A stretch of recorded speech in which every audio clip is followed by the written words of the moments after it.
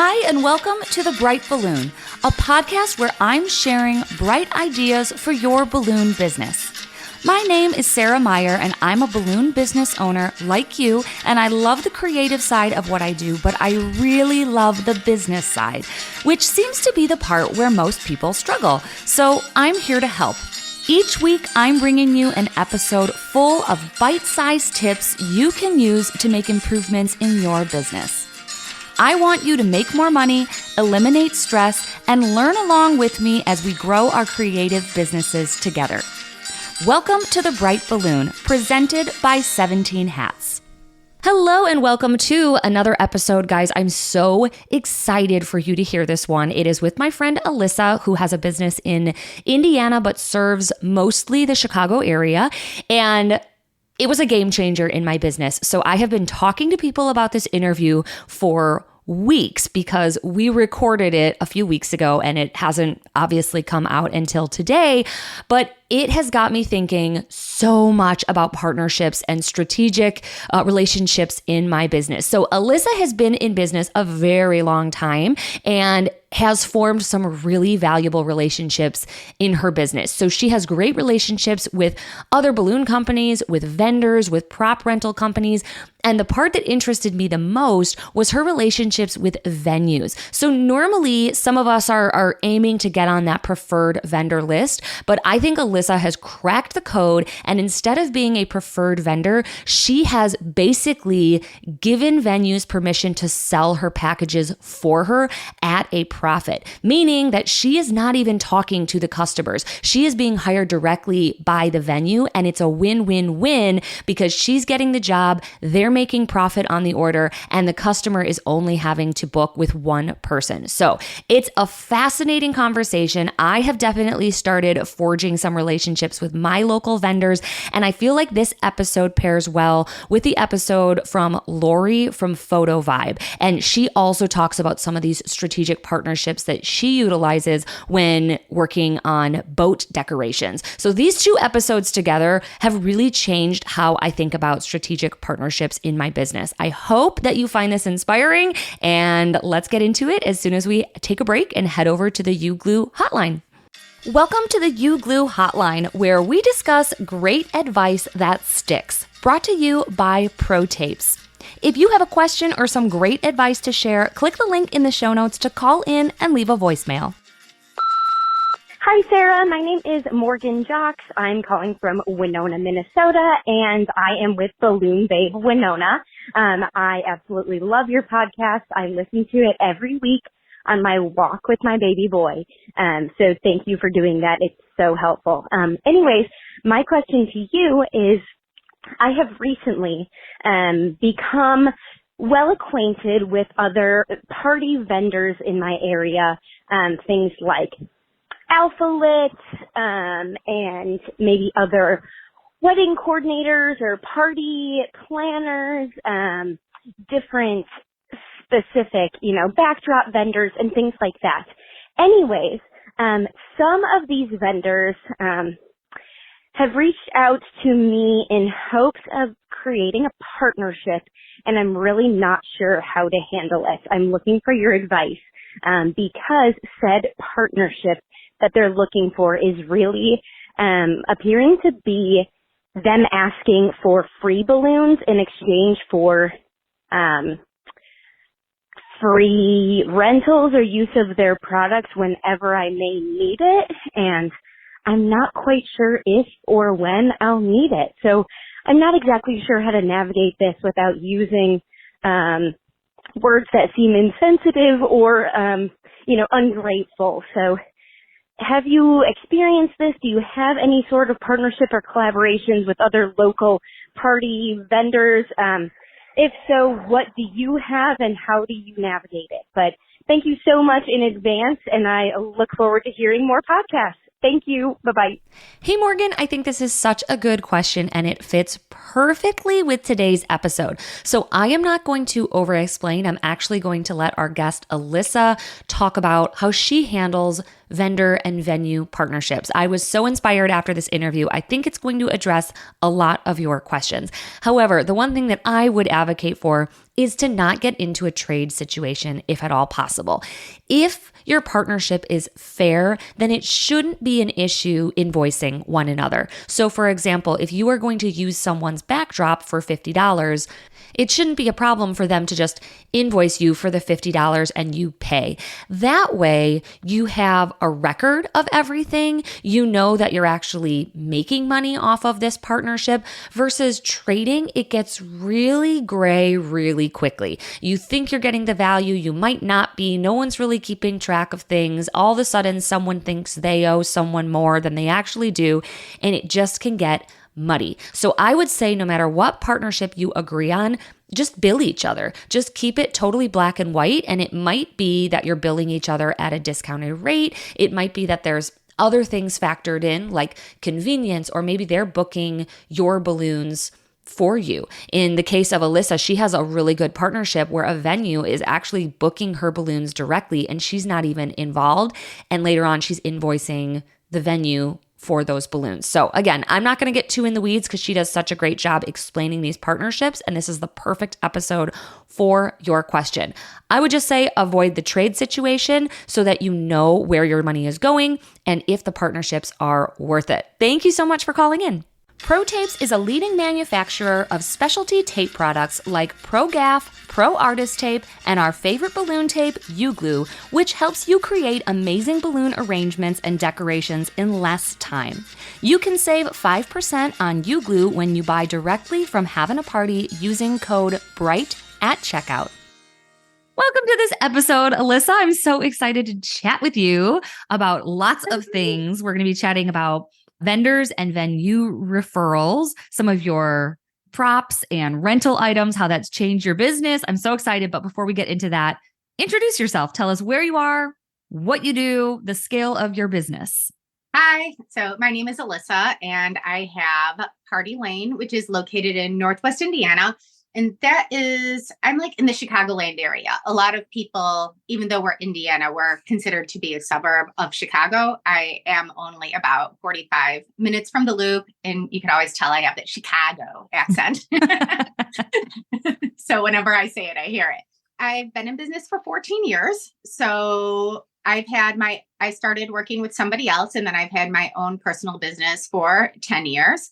And we mostly do balloons, we do backdrops, we do deliveries, and then we also offer some services, which works well. Like we offer balloon twisting and face painting services with my team as well. Okay. And how big is your team?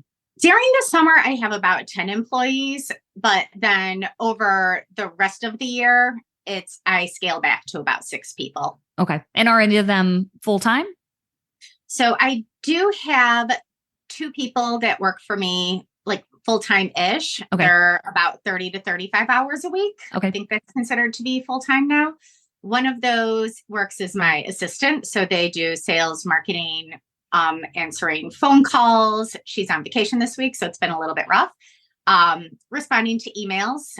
That was really great because it helped me get away from some of the busy work and responses that was tying me up so I could build more.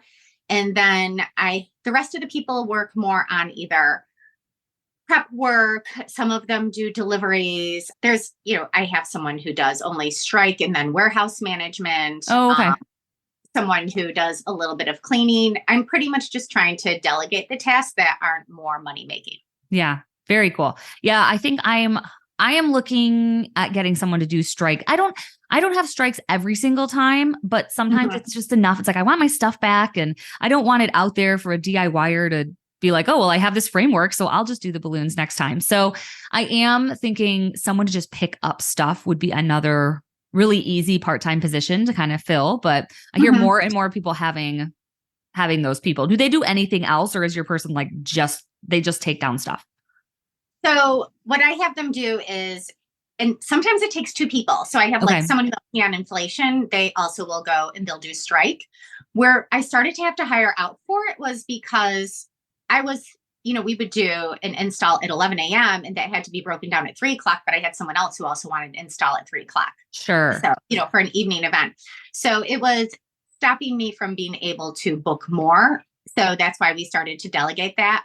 And so they pick up the balloons and the backdrops. They bring it back to the warehouse. They pop everything. They get any vinyl off if there's custom vinyl. They make sure that it's clean and ready to go for next time.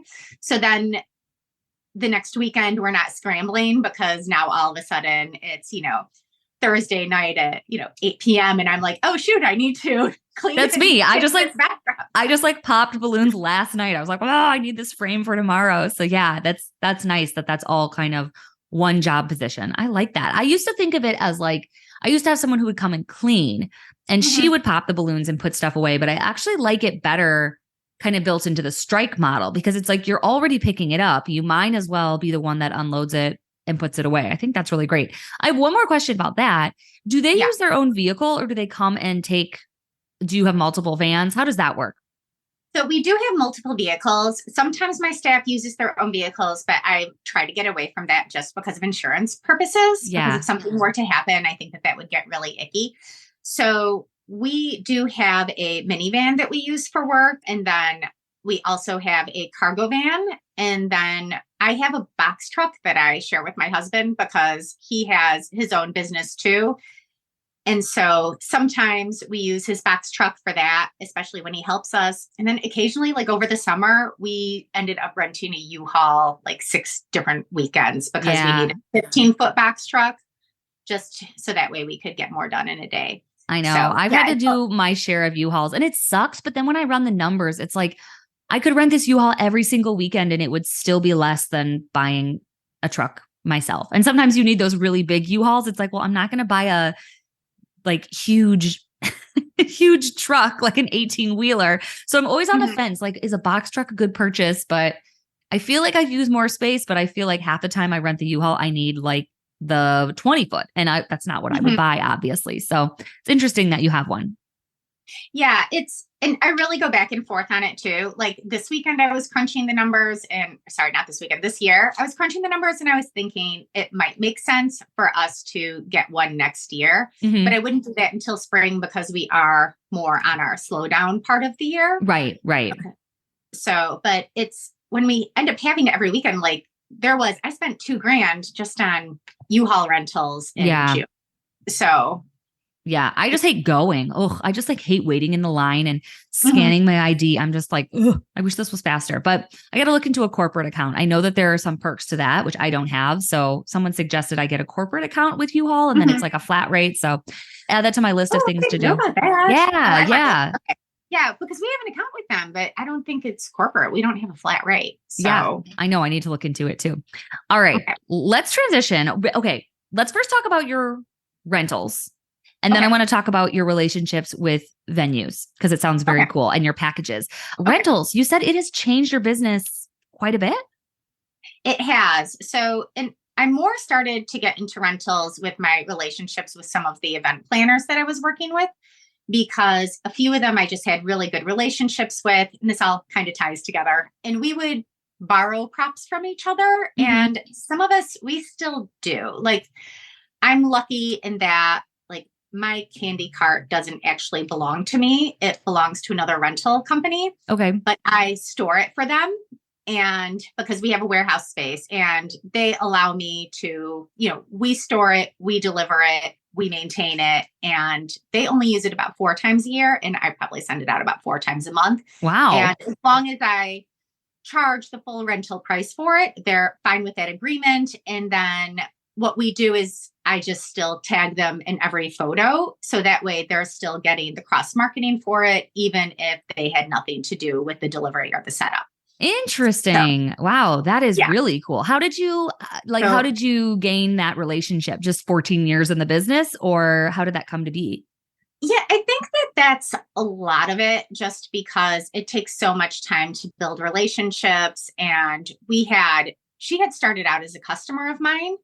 and we had always worked together. And then she started a more higher end event planning company, but she focuses on wedding planning. Okay. So we just started to work together because she does a lot of weddings and I would do the showers, but then they're Greek and they have these huge Greek parties and christenings and first birthdays. So we would then get the baby shower, and then we would also partner with them on doing the first birthday christening. So it started that way. And then just working together, because we were working together a lot and we had the box truck and they would have to rent a box truck. So they started to pay us the delivery fee to help them out on it. And then we just, it just developed into that sort of relationship.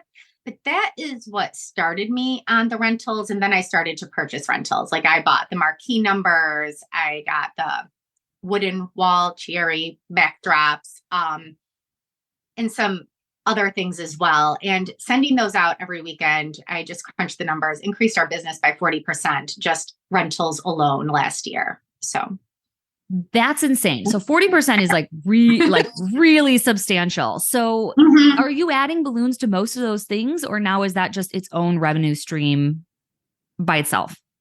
I really only do things that have balloons added to it. Okay. We're not adding the balloons, then I look at it that I'm not making enough money on it. Like I don't like to send, I suppose that I could send out a rental, but since I work with the other companies, I also let them use my rentals. And so if they're doing a wall in flowers, I let her use my walls. So we kind of have the same agreement that works back and forth, where she uses my rentals, I use hers, and then we both don't need to keep as much inventory. Yeah. Because there's no reason for us both to have a candy cart. Right. So. Right. Oh, that's really cool. You mentioned kind of like the wall panels. What are some of your the marquees for me? That was my first like big ticket item. And I just got 1 through 10. Like I just got numbers and I spent a couple $1,000s, maybe 3. I mean, it was an investment, but it wasn't like a $50,000 investment. So like, what are other items that you would recommend if people want to kind of dabble? Because it does feel magical every time you rent something for the full rate. And it's like, this has been paid off like 50 times already. Like, this is amazing. So what are some other areas where we could look for rentals? Neon signs are really big. A lot of profit on the neon signs. We have about 10 neon signs, and those go out almost every weekend because the backdrops, and it's a lot easier than doing the custom vinyl. Yeah. And I don't know about your areas, but I really I'm kind of limited on how much I could get for the custom vinyl. So I just hate doing it. I'm just lazy, and I feel like I'm going to misspell something or something. What do your neon signs say? Like happy birthday or like bride to be? Like we have a combination. We have 3 happy birthdays. 2 of them are pretty similar. One's a little bit different. We have oh baby. We have bride to be. We have better together. We have congrats. We have a couple congrats grads. We have a let's party. We have Merry Christmas. We have Happy New Year. And then we have a really large Muslim population here. So we have a lot of the star crescent with the crescent and the star that we use for their religious events as well. Wow, that's very cool. And I would imagine they don't take up a ton of room. No, they don't.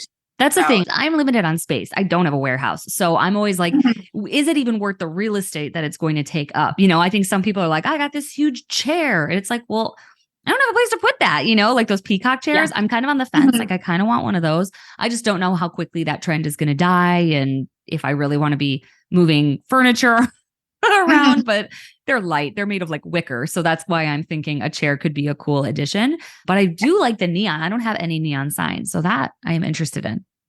Yeah. And I do feel like the peacock chair is kind of trending out a little bit. We have an egg chair, which I always liked because we could attach the garland directly to it. Right. And then again, there's another balloon person in the area who has a wicker chair, and I just rent it from her, but I take care of the order. So, and I give her the full price on it, but she doesn't charge me delivery. And then I just do the pickup and I collect the delivery fee on it.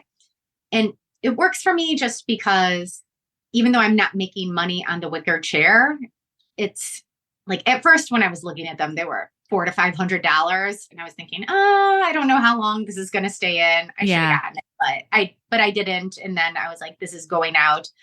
we do have a cream love seat that does really well. Okay. So that we rent out a lot. I think just trying to keep things neutral and classic is what's important. Yeah. Yeah, absolutely. Well, that's neat. Yeah, I used to be like anti-rentals. I was like, no, I just do balloons. But in some situations, it actually makes my job a lot easier. Like the marquee numbers. I can install on AlphaLit, that's fine. But every single time it's like, oh, well, we're not sure if they're available and we can't figure out when they're going to come. And oh, they can't come till 11. And is that okay if you do it after? And it's like, not really. Like, no, like you booked me at a certain time and now I've planned my day. So it's kind of nice just having a little bit more control of those things. Or like when people order a garland and they have like no concept of what it's going to hang on, or you get there and it's like a really rinky dinky, like Amazon backdrop stand that's going to like fall over. So I do see the advantage just for logistics, just knowing how things are going to set up and having your own equipment does make it easier some of the time.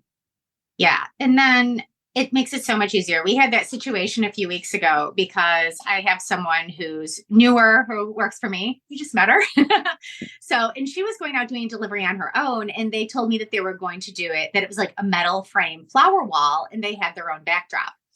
And so I sent her to do that one because it was a pretty easy shape for a garland. And I was thinking like going to be one of the mesh frames. It was a completely metal board that was then held up by 2x4s.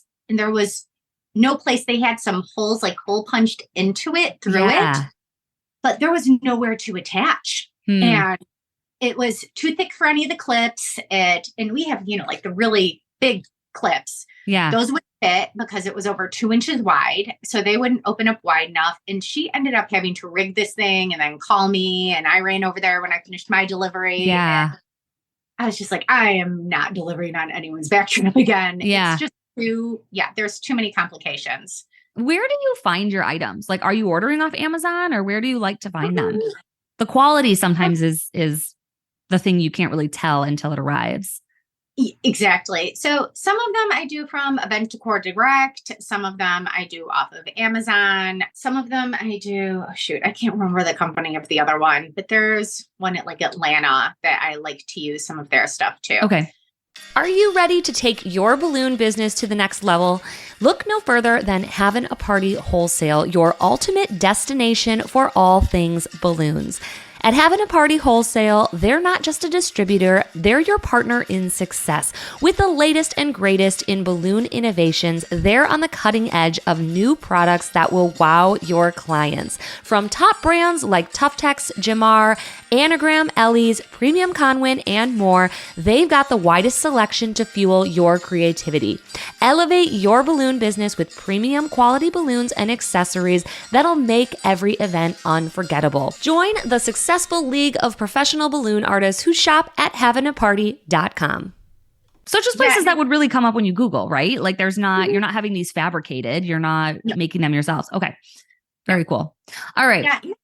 Let's transition. I want to talk about your packages or working with the venues. Tell me about these relationships. It's clear already that you just have really good relationships with people. So I'm assuming that's going to be a common trend when you start talking about your venues as well. It really is. I mean, honestly, I try to tell people when they're getting into the business that, balloons aren't actually the product, that you're the product. Exactly. Yeah. So that's for everything. And so it's building the relationships. Anybody could build something and make it. And it's why do they want to work with you instead of working with someone else?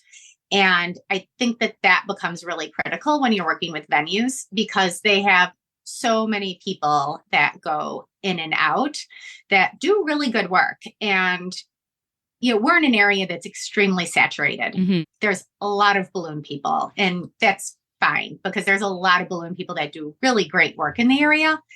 And I think that that's almost helped because people have high expectations for what they're getting. And ones who are really DIYers are kind of going out of it.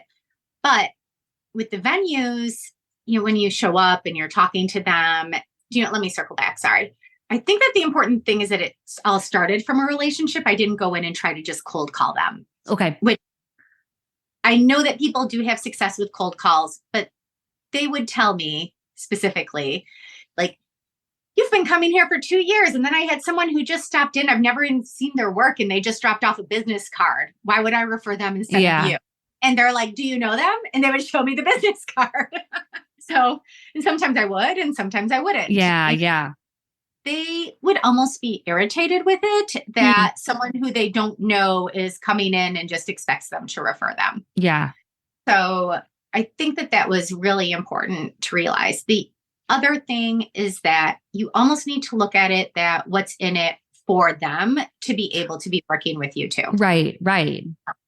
Because it needs to be symbiotic. It can't just be that they're going to be referring you and they don't get anything back in return, because they need to get something back. Right. Especially if they're doing a little bit of the work. And I think that a lot of people, they want all of the referrals, but they aren't really looking at working together. They're just looking at increasing their business instead of what's in it for the venue by working together. So what are some of those things? So the things that help is that, first, what's nice is that I've built relationships with them so that now when I have the packages, that I have access at any time in order to set up and in order to tear down. Okay. So like I have the codes to their doors. Oh, wow. They'll let me in. I could go into their venue, just let them know when I'm coming to set up. So it really does increase my time. So again, that comes from trust, but they know that they're selling it as a part of their package. They're like not even using my name. For 2 of them, I could go ahead and show my work, but I very seldom even talk to the customer. Okay. This sounds like a dream. So, okay, just so I'm clear on this, you have set up packages that you've essentially like white labeled, and you're allowing these venues to kind of sell it as their package, but then you're the one who comes and does it. Correct. That sounds amazing. So it's not really a preferred vendor type thing. Yeah. Which I do, so I am on preferred vendor list, and some of those I get business from and some I never get anything, but it's just completely different. But so what I do is I sell it to them at a certain price, and then they sell it to their customer at an additional price. So for instance, one of them has just like a garland that hangs in front of their drapery, and they do the draping, and it's their entry level package. So they have 4 different packages. And this one is just like a 12-foot garland. And it's a really simple 12-foot garland, hangs, no framework, always in the same place. And I sell it to them for $250 and they sell it for $300. Okay. So that way they're doing all of the booking. And I know that it's a little bit lower price than what I usually sell that for. But the thing is there was 1 month where she did 10 of those garlands. That's amazing. And you never had to talk to anyone. That's the thing.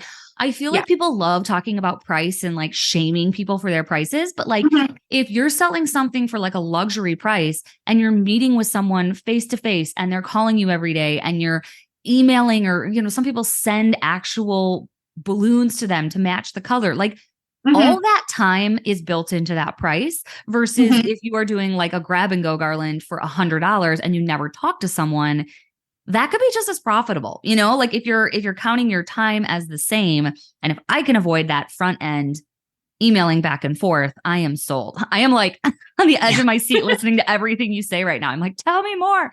What other examples of packages? So you have like a simple, like a garland that they put in the same place. Are there any that it's just like columns or like an arch? Like what do they prefer? We add on bouquets. Some of them we add on a few of the rentals. Some of them they have their own rentals, but we added on, it's mostly garlands. Garlands that I add on to their marquee numbers, that I add on to their backdrops. One of them, she has 2 different shimmer walls and I have a few shimmer walls. So when she sells it with her shimmer wall, then, I just get the garland price. But when we sell it with one of my shimmer wall colors, then I keep the whole part of that. Okay. So, and it's like, it ends up working out because, the minimum is $250, but some of the packages are up to $1,000 just for my portion for what we're taking home from it. Yeah. And then sometimes they do get custom work, and that's fine because I'm still just working directly with the person that I have a relationship with. So it goes a little easier. And she still takes care of all of the colors, which is nice because she'll send me, these are my drapery colors. These are my napkin colors. Here's our inspo picture, match it. Yeah. And then I just do what I want. That's awesome. That's amazing. This sounds like the best deal ever. Yeah. So it works out really well. And it's really helped to grow the business because, like, I don't know about you, but July and August are always two of my slower months. Mhm. And I have 3 garlands. So I have 2 for Saturday for one of them. I have 1 for Saturday for another that I'm actually 2 of them I'm installing on Friday. And then I have 1 on Sunday morning. And so these all come from the packages. So that's doubling my jobs for the weekend. That's awesome. And it's 8 jobs. Yeah. It's nice too. Like you said, you can install early and you're just talking to the venue manager versus going to the client and being like, is there any way that I could get in early? Do you know? And they have to email them and then you have to wait. So this sounds wonderful. What type of venues are most likely to agree to this? Are they like small operations or are they, do you feel like you could get in with a large, hotel or that would be too overwhelming? I think that it would be really difficult to do with a hotel. Okay. Same thing with country clubs, because like we have really good country club business, Mm-hmm. and with a lot of them, we do like services where they're like, we do all of their country club events. Yeah. So I know that they like to use us. I know that they're referring us, but we don't do a lot of, we do other events there, but you're looking at, 1 a month or 1 every 2 months for some of them. It's not anything that's regular. Yeah. And I think that they just get into positions where they need to use a preferred vendor. The reason that it works with the small independently owned venues is because they are able to say that it is, a lot of times they're offering other things. And so they think that it's their work. Like they're just giving them, this is our service. When you book with us, here are our decor packages. You have to use one of our decor packages. Yeah. Yeah.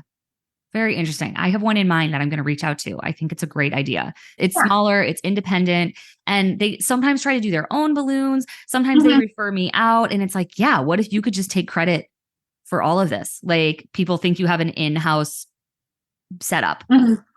And one of the reasons that they started to reach out to me is because they would have people either show up late or not do good quality work, and they would get frustrated. And so that's mostly where the conversations came from, was because they were like, oh my goodness, my balloon person who I had yesterday, they showed up late and they weren't finished when it was starting to happen and people were showing up and they were rushing. And I just feel like it reflects badly on me. Yeah. So if you're letting them know that, then they come in. So I'm there before they even have access. Because, a lot of venues, they only give people an hour for access. And that's the other part about our business is then, we could all do it, but it's really hard. Or if you hit a train or you get behind on the other one and now you need, you only have 45 minutes until the party starts. And it's like you're hauling everything in and need to get it set up. It's a rush. Yeah. So then we're there in like that window before the customer gets there when they're flipping the room. So that's really nice. That's really smart.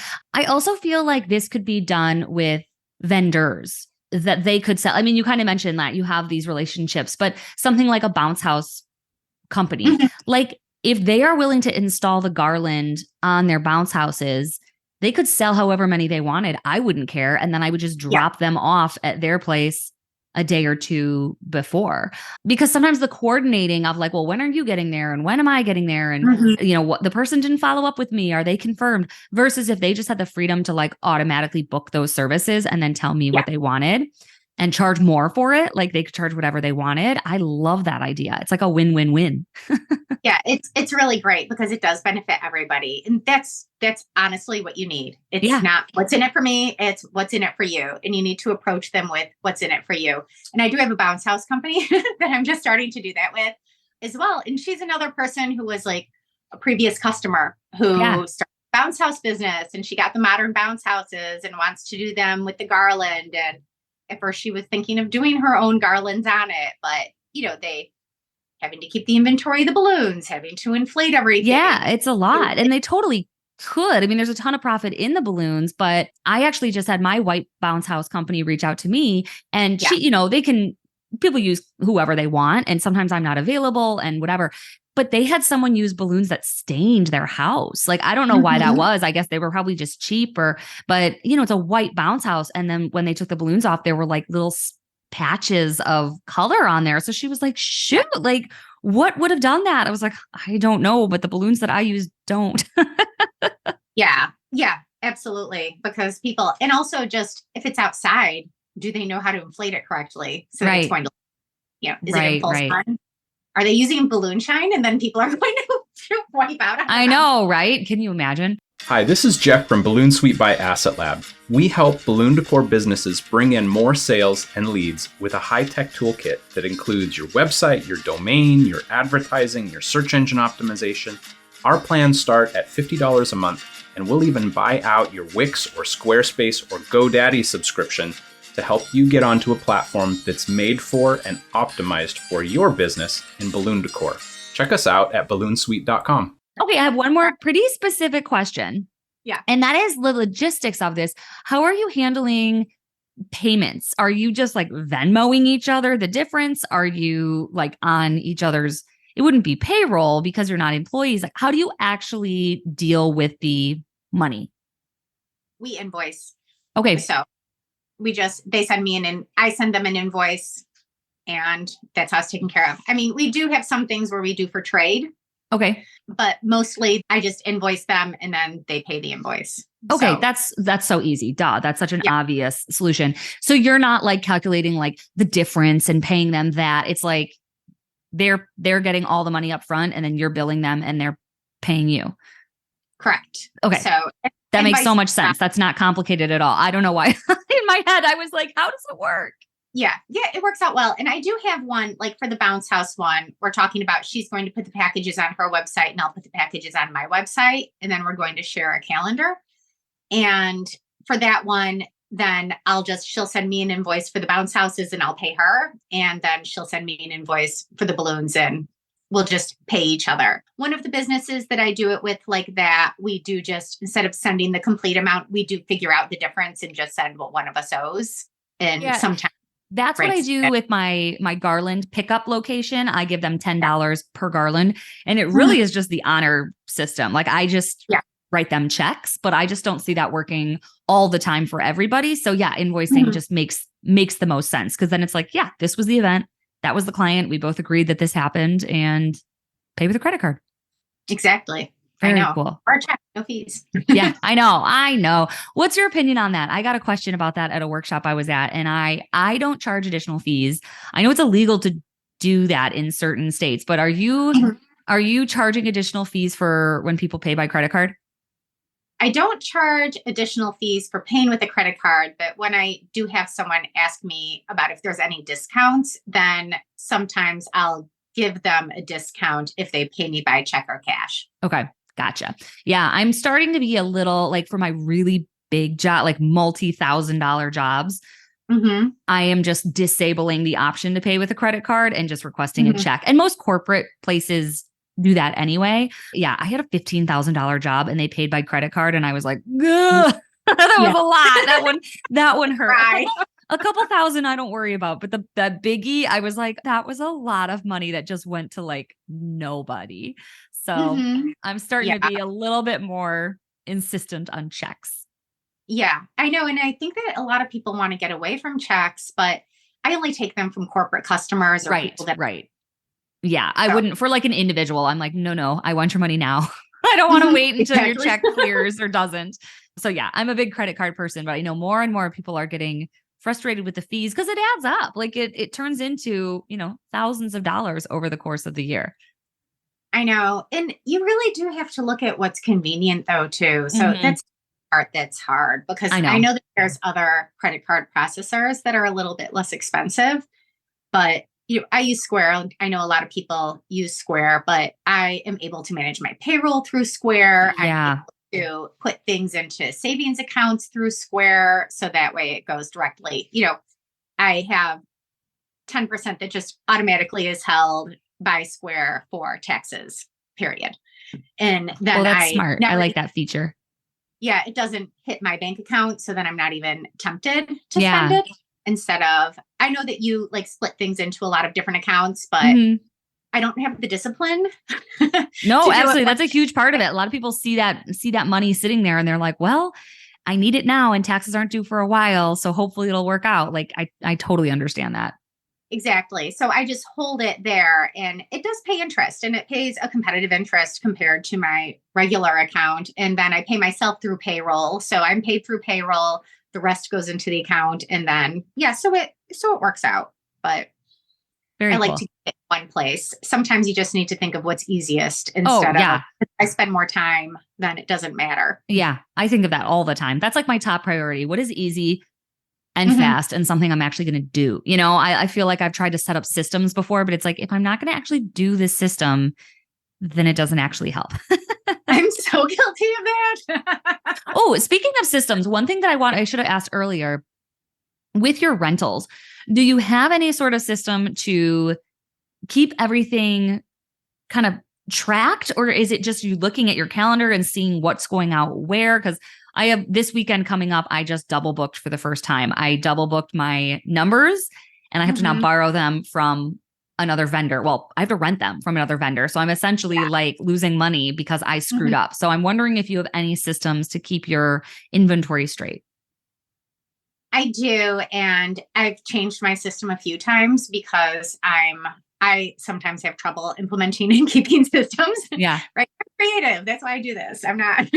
Exactly. But I find, so I do have hard calendars and I have things online that manage, but for me, the easiest part is having it in front of me. And I have a whiteboard that just has a big calendar that has dates and says what's going on those dates. Yeah. Yeah. I don't have so many that I can still kind of manage it just by looking, but apparently I can't because I just made my first dumb mistake and it's costing me money. I've done it. So don't feel bad. One of the things that I have had trouble with them is when it's the same weekend, but not the same day. That's where I've messed up, is because I was doing the install on Saturday. So I put it down on Saturday that I have this going out. But then when I'm looking at my date for Sunday, I wasn't thinking of the fact that this is actually being used on Sunday. That's exactly what happened to me. I didn't realize that they were keeping it the whole weekend. And then I have a Sunday morning set up, but I'm not picking it up until Sunday afternoon. So that's the exact situation that happened to me. Yeah. Yeah. And that's where I make the mistakes is, so now I know when I write it down, I need to book it off from not just the date that they need it, but if I'm delivering it a day ahead of time, because I've made that mistake too. Yeah. Okay, we're doing it on Friday. Well, this is being used on Friday. We're picking it up at 11 o'clock at night. So, and I have had to run back or have someone else. Last weekend, I did need to run a neon sign back to an event because we had that happen. And one of my neons had actually broken. The wires were loose. So it wasn't working. And we knew that ahead of time, but we weren't thinking about the fact that it was being used on Friday until 11. And I talked to the venue manager and they were just going to, put it all to the side for me and I could get it on Sunday. But then we needed it Saturday. So I had to send somebody to go pick it up Saturday morning and run it to an install that we were in progress doing it. So that's the kind of stuff where, again, we were able to take care of it, but it just ended up costing time. And if you think about it, I had to send someone out, to the venue and then to there, and they're in the extra vehicle. And it's, it's like $35 to $40 once you figure out payroll and gas. And yeah, absolutely. Yeah. So, well, I think those neon signs, maybe just a couple. I mean, I weirdly don't do a lot of birthdays. I don't know. I don't have a lot of birthday parties, but I do a ton of showers. I feel like a neon sign for a shower and then one for a wedding. And I have a bunch of backdrops I could already hang them on. So it seems like it would be a nice little add-on to at least see how it goes. And then it seems like if they don't work, you can always sell those to another vendor or a florist or, even a venue might want that. But I definitely have some action items and I have a venue that I'm going to reach out to maybe today to see if there's a potential partnership. Well, thank you so much. This has been so helpful. I think it's going to be really inspiring for people. I think my big takeaway is like, you can work deals in a lot of different ways. And as long as they're beneficial to everyone involved, then they're worth doing. It doesn't always just have to be like, oh, preferred vendor, and those are their rules. Like it might pay to ask and say like, what if we worked out something else and you just sold the packages for whatever you wanted. Because I think certain venues could also command a lot more for the packages. You know, they're like higher end and their clientele is higher end. So they might be able to get more than even you would, especially if it saves someone that extra contact, that extra email, that extra person to, check in on. I think there's just a million ways to implement this all. Yeah. And it's good to do with planners too. Like I do that with planners, but I think a lot of people do that with planners. Yeah. So you don't really think about that. It's the doing it with the venues that's where it ends up clicking and it works. And they always have events. Like they have events every weekend. Yeah, right. Exactly. I'm going through this program right now. And part of it is like first identifying your ideal client, but then finding out like where they actually are, like, are they in networking groups together? Are they at a country club? And it's like, duh, the simplest place is where they are is like at the place they're having the parties. Like that's actually where they are. You can just reach out to like ground zero basically and reverse engineer the deal that way. So I think that's really, really interesting. Well, thank you so much for taking the time. This has been so fun. And tell everyone where we can find you if we want to see some of your work or check out your website.